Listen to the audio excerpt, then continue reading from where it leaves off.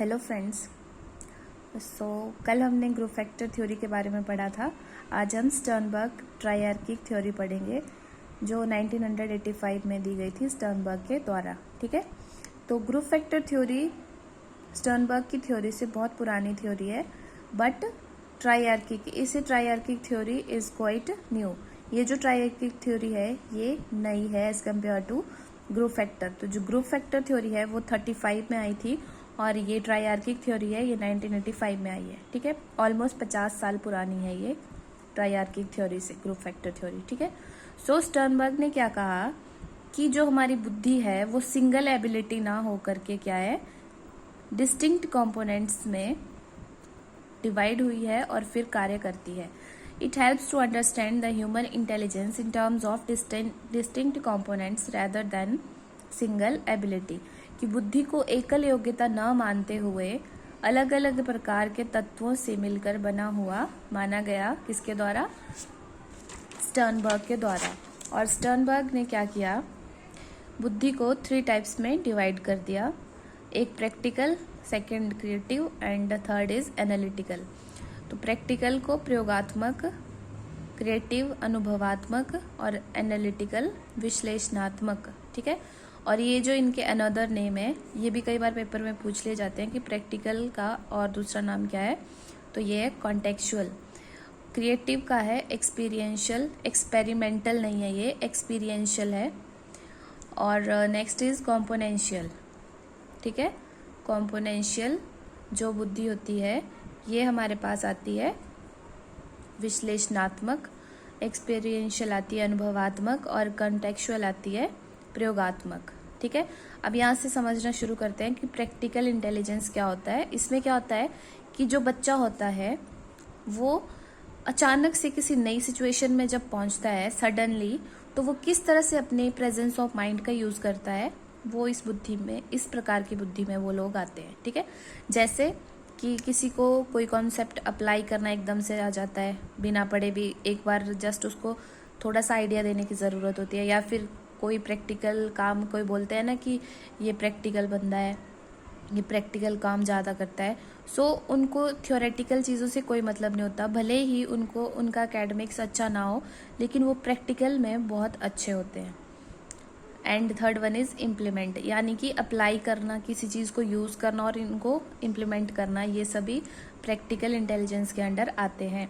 और इसमें क्या होता है, स्ट्रीट स्मार्ट होते हैं ये लोग। स्ट्रीट स्मार्ट का मतलब होता है कि जिस भी सिचुएशन में जो उस वक्त आते हैं जो लोग, वो उसी हिसाब से उसको सॉल्व करते हैं। ठीक है, यानी कि सपोज कि अगर क्लास में शोर मचाया हुआ है किसी ने, तो कोई बच्चे होते हैं जिन्होंने शोर मचाया होता है लेकिन टीचर आता है तो वैसे वो एकदम से चुप हो जाते हैं।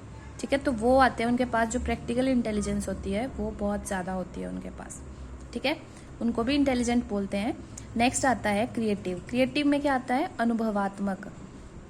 इससे समझना है हमने कि क्रिएटिव किसी के अंदर गॉड गिफ्टेड होता है कि क्रिएशन होती है किसी में ऐसी, लेकिन जो मैक्सिमम होता है क्रिएटिव लोग, उनमें क्या होता है कि वो किसी एक काम को बार बार करते हैं, फिर उनको उस काम को करने के लिए क्या हो जाता है, एक अनुभव हो जाता है कि इसको इस प्रकार से किया जाए तो ये बेस्ट होगा। ठीक है, तो हमारे पास ये क्रिएटिव बुद्धि का एग्जाम्पल आता है। एक्सपीरियंस से रिलेट करने से कुछ नया क्रिएट करना, कि जो हम एक्सपीरियंस गेन कर रहे हैं, बार बार एक्सपीरियंस हमारा गेन होता है और उस एक्सपीरियंस को हम अपने डे टू डे लाइफ में यूज़ करके जो नई क्रिएशंस करते हैं उसको हम क्रिएटिव इंटेलिजेंस कहते हैं। और इसमें क्रिएट करना, invent, discover, imagine, suppose, prediction, ये ऑलमोस्ट ऐसे लोगों के पास होता है। फॉर एग्जांपल पोइट हो गया या सिंगर हो गया। ठीक है, जैसे अब सपोज, या फिर हमारा चैनल हो गया कि हम भी शुरुआत कर रहे हैं। ठीक है, स्टार्टिंग में हर किसी को प्रॉब्लम होगी, मुझे भी प्रॉब्लम हो रही है, लेकिन इट मे बी कि कुछ टाइम के बाद मैं भी इस चीज़ में परफेक्ट हो जाऊँ, मैं भी कुछ क्रिएटिव कर लूँ इसमें। ठीक है, सो अभी मैं क्या कर रही हूँ कि मैं एक्सपीरियंस से काम कर रही हूँ, लेकिन कुछ टाइम के बाद ये मेरी क्रिएटिविटी भी हो सकती है। ठीक है, फिर नेक्स्ट आएगा एनालिटिकल। एनालिटिकल होता है विश्लेषणात्मक, यानी कि जो हमारा ट्रेडिशनल तरीका है स्टडी का, जिसको हम बोलते हैं कि हाँ ये इंटेलिजेंट है, तो ट्रेडिशनल इंटेलिजेंट किसको माना जाता था कि जिसके मार्क्स ज़्यादा होते थे, ठीक है, जिसका एकेडमिक्स बहुत अच्छा होता था, जो क्रिटिक, या फिर एक होता है कि जो क्रिटिसाइज अच्छे से कर सकते हैं, चीज़ों को इवेलुएट कर सकते हैं, जज कर सकते हैं, कंपेयर कर सकते हैं, या ऑलमोस्ट हम कह सकते हैं कि स्कूल से रिलेटेड चीज़ें और स्कूल और मार्क्स, ठीक है, इनसे रिलेटेड जो भी हमारे पास बुद्धि से रिलेटेड तत्व आते हैं वो आते हैं इसमें एनालिटिकल इंटेलिजेंस में। सो स्टर्नबर्ग की थ्योरी इतनी है। नेक्स्ट हम करेंगे Gardner's theory of multiple intelligence, ठीक है। तो गार्डनर की जो थ्योरी थी इसको सबसे इम्पॉर्टेंट थ्योरी माना गया है, ठीक है। तो इसकी सबसे बड़ी प्रॉब्लम क्या थी इस थ्योरी की, इसका सबसे बड़ी कमी क्या थी कि ये अंजप्शन बेस्ड थ्योरी थी। अंजप्शन मीन्स कि इसमें सिर्फ माना गया था कि हाँ ये हो सकता है, ये हो सकता है, ये कोई प्रैक्टिकली प्रूवन नहीं थी, इसके लिए कोई लैब नहीं थी और इसके ऊपर कोई रिसर्च भी नहीं की गई थी गार्डनर के द्वारा, इन्होंने सिर्फ अज्यूम किया हुआ था हर चीज़ को, ठीक है। फिर नेक्स्ट आता है हमारे पास कि इन्होंने क्या किया था, 3 अंजप्शंस दी थी, ठीक है, 3 इन्होंने एक स्टेटमेंट्स दी थी हमारे पास कि क्या होता है। अंजप्शन नंबर 1 थी कि ह्यूमन ब्रेन के 8 भाग होते हैं, एक part is equal to 1 intelligence, not dependent on each other and no relation with each other. इनका क्या कहना था कि जो ह्यूमन ब्रेन है वो 8 भागों में डिवाइड है, एक पार्ट एक इंटेलिजेंस के इक्वल है, और जो इंटेलिजेंसेस हैं जैसे 1 part is equal to 1 intelligence, 2 part, 3 part, तो वो 1 पार्ट और 2 पार्ट is not relatable to each other, ठीक है। फिर आता है कि why we follow this theory if no research is done to it. हम इस थ्योरी को फॉलो क्यों करते हैं, क्योंकि इसमें तो अभी हमने पढ़ा कि इसके ऊपर कोई रिसर्च नहीं की गई है, तो हम इसे फॉलो क्यों करते हैं। इसके लिए इसकी सपोर्ट में कुछ आर्ग्यूमेंट दिए गए थे, वो ये 2 आर्ग्यूमेंट हैं। First is accidental cases and दूसरा है स्टूपिड सेवेंट, ठीक है। Seventh means expert. तो जो एक्सीडेंटल केसेस होते हैं इसका एग्जाम्पल हमारे पास ये है, क्या होता है कई बार किसी का एक्सीडेंट हो गया, ठीक है, ये हमारे बुद्धि के 8 पार्ट हैं, किसी को सर पे चोट लग गई तो उसका सपोज करो ये वाला पोर्शन डैमेज हो गया, ठीक है, उनको मैथमेटिकल कोई नॉलेज नहीं रही है, I am suppose to maths, और इसको हम लैंग्वेज ले लेते हैं, ठीक है। तो वो बोलना तो जानता है लेकिन उसको मैथ्स के बारे में कोई भी नॉलेज नहीं है, उसको न्यूमेरिक का कोई ज्ञान ही नहीं रहा है। तो ये थ्योरी इसको प्रूव करती है कि हाँ उसको ये चीज़ तो याद नहीं है बट उसको लैंग्वेज याद है, उसको बाकी सारे जो 7 पार्ट्स बच रहे हैं वो याद है, ठीक है। तो इसलिए इस थ्योरी को माना गया था।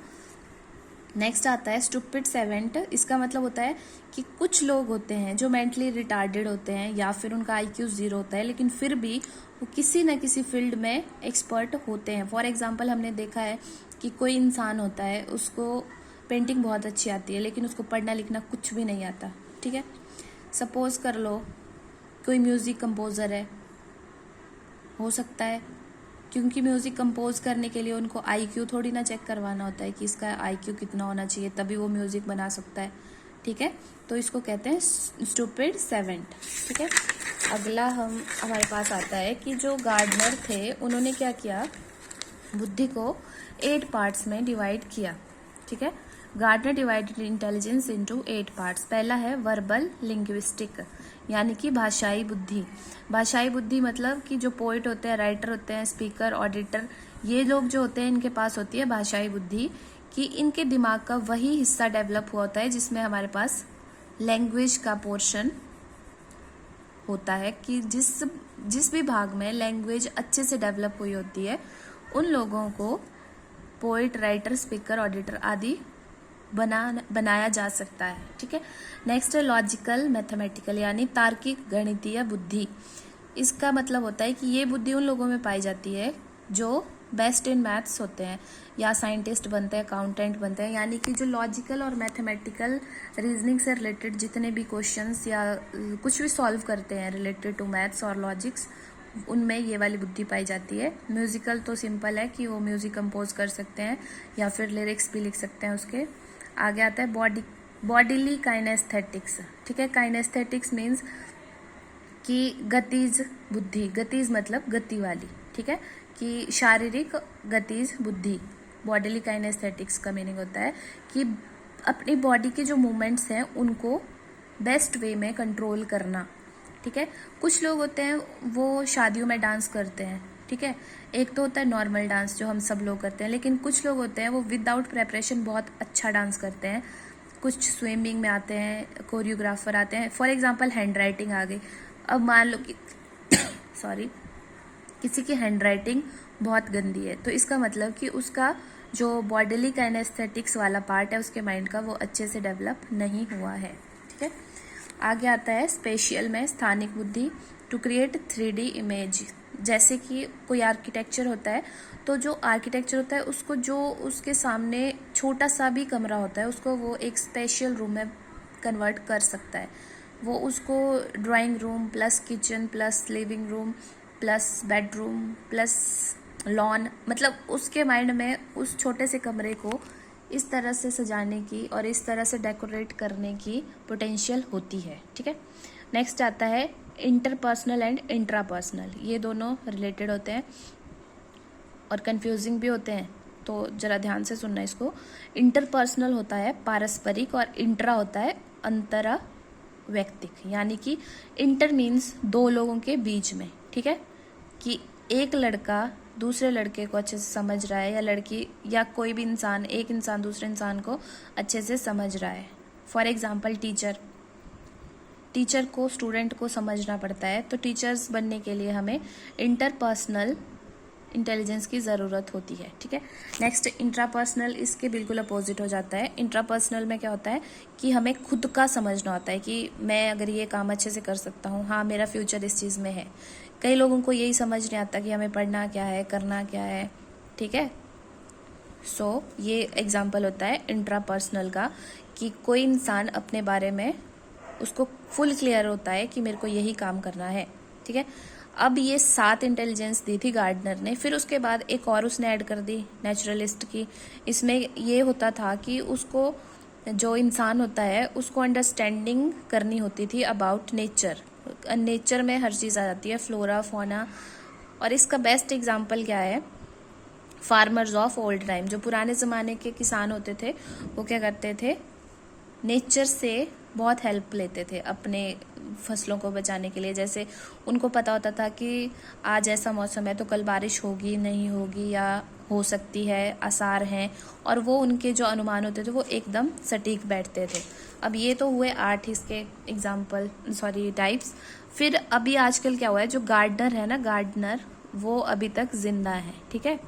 तो उन्होंने एक नई 9th नंबर का एक और टाइप दे दिया हुआ है इंटेलिजेंस का, which is related to spiritual and life death questions. Like कि कुछ लोग होते हैं उनको ज़िंदगी और मौत के बीच की कोई मतलब नहीं होता, उनको यही होता है कि जीवन क्या है, मृत्यु क्या है, मृत्यु के बाद क्या होता है, या मृत्यु के बाद जब इंसान कहीं कहाँ जाता है, मतलब ये सारे क्वेश्चन उनके दिमाग में होते हैं।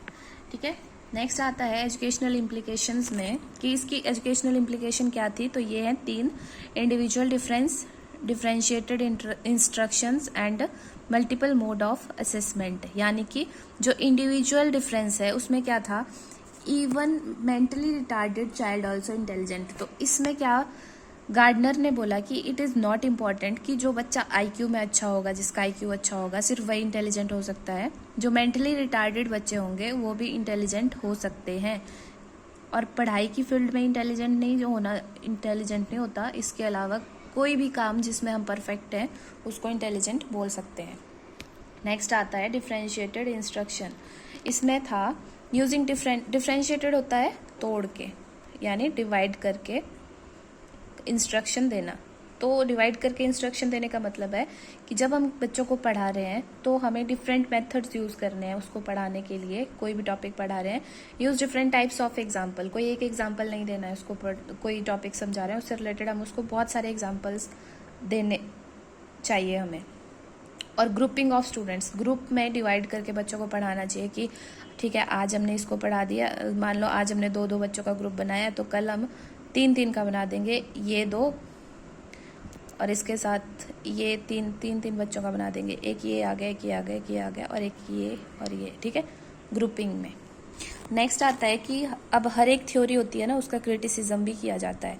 तो क्रिटिसिज्म में क्या था, सबसे फर्स्ट जब हमने थ्योरी स्टार्ट की थी उसमें पढ़ा था कि this theory is not research based. इसको रिसर्च नहीं किया गया था इसके ऊपर कुछ भी, ना तो इसके लिए कोई लैब थी, ना इसको वेरीफाई किया गया था। और हम ये भी नहीं कर सकते इसके लिए विदाउट लैब। तो ये होता है कि हाँ ठीक है, बच्चे लेके आओ या कोई इंसान लेके आओ, उसके सिर पे हथौड़ा मारो, फिर देखो कि उसका कौन सा ब्रेन का पार्ट डैमेज हो रहा है, फिर हम वहाँ नोट कर लेंगे कि इसका ये वाला पार्ट डैमेज हो गया जी, 7 पार्ट इसके काम कर रहे हैं। तो ये चीज़ हम नहीं कर सकते थे, विच इज़ इलीगल, और ऐसे ये काम हो भी नहीं सकता। और ये टोटल क्या थी, अंजप्शन बेस्ड थी, मतलब उन्होंने सिर्फ बोला था ये चीज़, ये कहीं प्रूफ नहीं की थी। He consider intelligence is not interrelated. इनके अब इन्होंने पीछे बोला था कि जो इंटेलिजेंस होती है ये 8 एक दूसरे से टोटली डिफरेंट होती हैं। तो ये ऐसा थोड़ी ना होता है। अब जो इंसान, कोई पोइट है या कोई लिरिक्स लिख रहा है या कोई कंपोज कर रहा है म्यूज़िक, तो हो सकता है वो लिरिक्स भी लिखते, ठीक है, तो वो दोनों इंटर रिलेटेड हुए ना एक दूसरे के साथ। नेक्स्ट आता है टाइप्स ऑफ इंटेलिजेंस और number of intelligence is not constant, they are arbitrary. यानी कि पहले इन्होंने 7 इंटेलिजेंस दी, ठीक है, फिर 8 दे दी और अब 9th दे दिए। तो इनका कोई मतलब नहीं है, इनका कोई बेस नहीं था कि हाँ ये किस बेस पे दे रहे हैं। इनका था कि ठीक है दे दी, अभी एक और एक और एक और, ये कब तक दे सकते हैं कोई पता नहीं है, ठीक है। और किसी ने, जो कुछ साइकोलॉजिस्ट थे हमारे पास, उन्होंने बोला कि जो आपने ये चीज़ें डिस्कवर करी हुई हैं, टाइप्स ऑफ इंटेलिजेंस बताए हुए हैं, ये इंटेलिजेंस नहीं है, ये एक्चुअल में टैलेंट है। और ये बात भी सही है। अब कोई बच्चा अंधा होता है या कोई पागल होता है या कुछ भी होता है, लेकिन वो कोई काम अगर परफेक्शन से कर सकता है तो हम उसको ये नहीं बोलते हैं कि ये इंटेलिजेंट, हमें ये बोलते हैं कि ये टैलेंटेड है, ठीक है ना। अब कोई बच्चा है, अगर वो ड्राइंग बहुत अच्छी कर रहा है लेकिन उसको एकेडमिक्स 0 है उसका टोटल, तो हम उसको इंटेलिजेंट नहीं बोलते हैं, हम उसको टैलेंटेड बोलते हैं। एंड सबसे बड़ी बात थी कि इन्होंने जी फैक्टर को टोटली इग्नोर किया था। ही टोटली इग्नोर्ड जी फैक्टर, ठीक है। तो ये थे इसके कुछ क्रिटिसिज्म, और ये बहुत इंपॉर्टेंट थ्योरी है। आई होप आपको समझ आया होगा। That's all for today. Thank you so much.